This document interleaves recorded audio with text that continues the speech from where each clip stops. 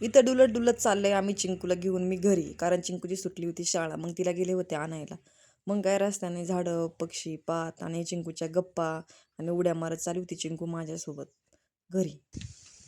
मला कसं लागायचं मला सारे गेलो आणि नाकाला बावला. कस काय वाव झाला नाकाला?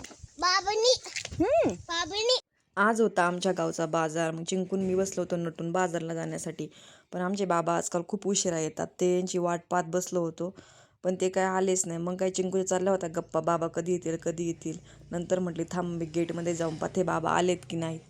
चिंकू पाहत होती बाबांची वाट. तेवढ्यात तिला आला गाडीचा आवाज आणि तेवढ्यात आले बाबा. मग काय बाबा आलेले पाहून चिंकू झाली खूप खुश. ती दररोज ही कामे करते. हेल्मेट ठेवायचं, दप्तर आणून ठेवायचं, बाबांना आल्यावर पाणी द्यायचं. म्हणतात ना मुलींना आईपेक्षा बाप जास्त जवळचा असतो, तसंच आमचं पण काही आहे. चिंकूला त्याचे बाबा माझ्यापेक्षा जास्त लागतात.